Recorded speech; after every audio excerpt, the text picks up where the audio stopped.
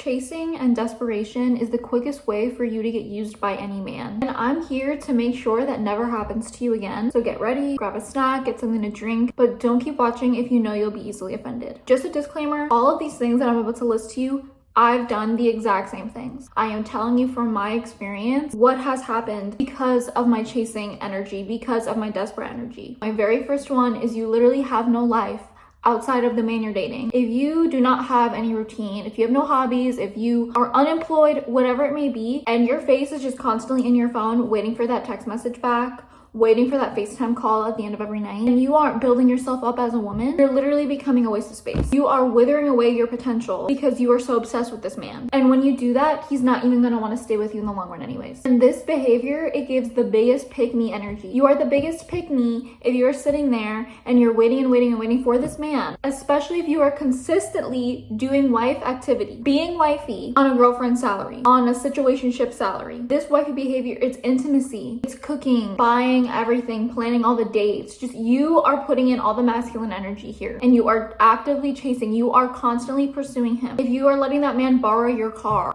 if you are giving him gas money, your entire life, all your plans, your every day to day revolves around him. It's giving desperate. You have an unhealthy obsession. It's usually because of this next point. You deep down don't think you're enough. When you don't think you're enough, when you are not secure in yourself, you're going to keep chasing. You're going to keep wanting to go to the next. You're the one that is constantly flirting, that's sending the message first, that's approaching men consistently. And the thing is, you can like how you look. This was me. I used to be confident in how I looked, but I only liked myself skin deep. Because if you are chasing a man, you're chasing him because he probably doesn't see your worth. He probably doesn't see your value. He doesn't see that you're a prize. And you are trying to prove yourself over and over and over to him. But in actuality, what you're doing is you're trying to prove to yourself that you're really worth it. You sitting there crying, being like, I just want someone to love me the way I love them. It's because you are lacking that love for yourself. If you really loved yourself, you would have the self-respect to get up and leave. You're gonna crave the validation from him, the reassurance from him, and you're gonna be extremely clingy because you deep down believe that you're undeserving, and that's why you keep chasing him. Because you are putting your worth in someone else's hands. And when you're insecure like that, it's the root of past trauma. And I need to tell you right now, your past and your trauma can't always be the excuse for everything. You need to get over it.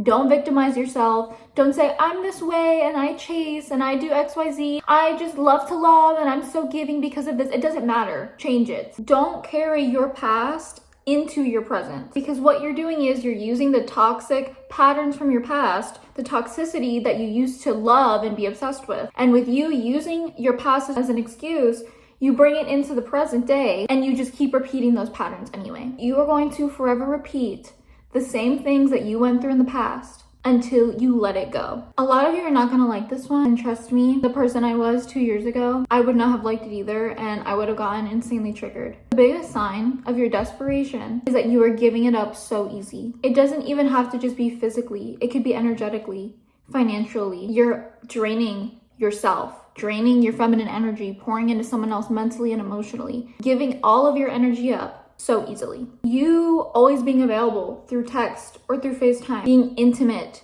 through a screen. You think that it doesn't really do any harm. You're not creating a soul tie because you're not actually physically intimate. That doesn't matter. You're showing how easily pursued you are. Showing that he doesn't even have to put effort in. He doesn't even probably have to take you out, send you money, get you a gift at least for you to show everything off. This also goes for the way you dress. I totally get it. I used to be the one where I'm like, oh, this is empowerment. I'm gonna dress how I wanna dress, like whatever. You can dress however you want. But I have literally been in the city and I have gotten looks, I've gotten catcalled, I've gotten all of it, and it leaves you feeling shitty. It leaves you with your energy drained. Do you really want to give random men on the street even just a little bit of your vitality, a little bit of your energy, of your femininity? Because that's what you're doing. You're feeding them, feeding multiple men's eyes. What's the point? And if you think that's empowering for you, all power to you. When you give yourself up so easy, it takes out the curiosity from a man. It takes out the actual effort that he should put in for you because you are deserving of it. You deserve to be chased. You deserve to be courted.